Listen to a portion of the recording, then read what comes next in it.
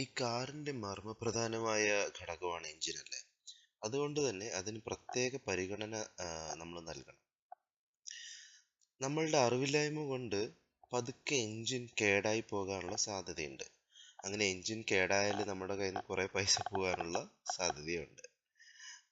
അതുകൊണ്ട് ഈ വീഡിയോയിൽ എഞ്ചിന് തകർക്കുന്ന 5 ശീലങ്ങൾ, നമ്മുടെ ശീലങ്ങൾ എന്തെല്ലാമാണ് എന്ന് നമുക്ക് നോക്കാം. ഒന്നാമത്തെ കാര്യം, നമ്മുടെ RPM ഡയലിലുള്ള ചോപ്പ് ലൈൻ ക്രോസ് ചെയ്യാതെ നോക്കുക എന്നുള്ളതാണ്.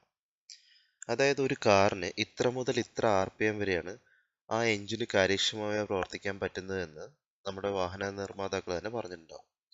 അപ്പോൾ അതിനപ്പുറം നമ്മൾ RPM പോവുകയാണെങ്കിൽ അത് വണ്ടിക്ക് നല്ലതല്ല.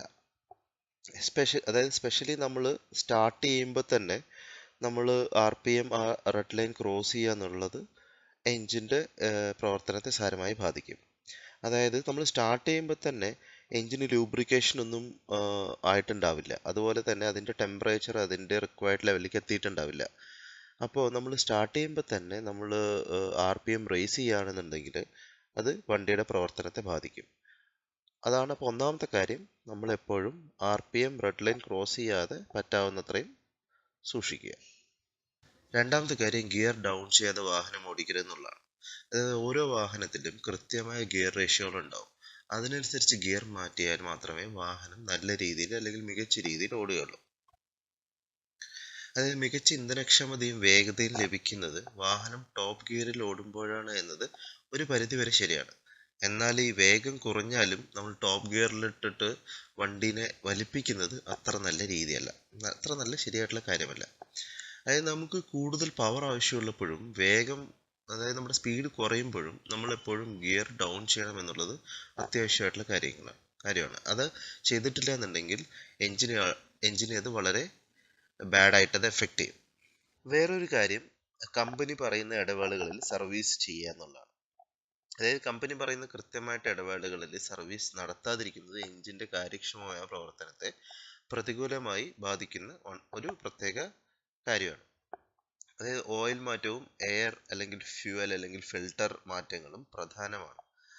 അത് കൃത്യമായി നടത്തിയിട്ടില്ല എന്നുണ്ടെങ്കിൽ വാഹനത്തിന്റെ എഞ്ചിന് ചിലപ്പോൾ പണി കിട്ടാനുള്ള സാധ്യത വളരെ കൂടുതലാണ്. അതുകൊണ്ട് തന്നെ കൃത്യമായ ഇടവേളകളിൽ നമ്മൾ സർവീസ് ചെയ്യാനായിട്ട് നോക്കുക. വേറൊരു കാര്യം, നമ്മൾ ക്ലച്ച് പെഡലിൽ കാല് വെക്കാതെ നോക്കുക എന്നുള്ളതാണ്. അതായത് ക്ലച്ചിൽ കാല് വെച്ച് വാഹനം ഓടിക്കുന്നവർ വളരെ കൂടുതലാണ്. അനാവശ്യമായി നമ്മൾ ക്ലച്ച് പെഡലിൽ കാല് വെക്കുന്നത് നല്ലൊരു കാര്യമല്ല. ഇങ്ങനെ ചെയ്യുന്നത് അറിയാതെ ക്ലച്ച് അമർന്നു പോകുന്നതിന് കാരണമായേക്കാം. ഇങ്ങനെ ക്ലച്ച് അമരുമ്പോൾ അത് ക്ലച്ചിനും അതിൻ്റെ ക്ലച്ച് ത്രോട്ട് ബെയറിങ്ങിനും തേയ്മാനം വരാനുള്ള സാധ്യത കൂടുതലാണ്. വേറൊരു കാര്യം എന്ന് പറയുന്നത് നമ്മുടെ ഹാഫ് ക്ലച്ചും അതുപോലെ ഹാൻഡ് ബ്രേക്കിൻ്റെയും യൂസാണ്. അതായത് കയറ്റം കയറുമ്പോൾ ഹിൽ സ്റ്റാർട്ട് അസിസ്റ്റൻറ്റ് ഫീച്ചർ ഇല്ലെങ്കിൽ ക്ലച്ച് ഉപയോഗിച്ച് നമുക്ക് കാർ പിന്നോട്ട് ഉരുളാതെ നിയന്ത്രിക്കാനാവും. എന്നാൽ ചെറിയൊരു കയ്യബദ്ധം നമുക്ക് അപകടം ക്ഷണിച്ചു വരുത്തിയേക്കാം. അതേസമയം ക്ലച്ചിൽ വാഹനം സ്ഥിരമായി നിർത്തുന്നത് വാഹനത്തിന് കേടുപാടുകൾ വരുത്താനുള്ള സാധ്യതയുണ്ട്. അതുകൊണ്ട് തന്നെ കയറ്റങ്ങളിൽ വാഹനം നിയന്ത്രിക്കുന്നതിന് ഹാൻഡ് ബ്രേക്ക്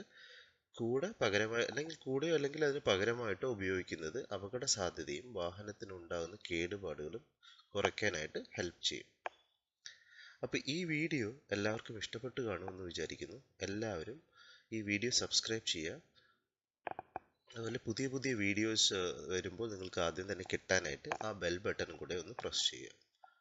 താങ്ക് യു.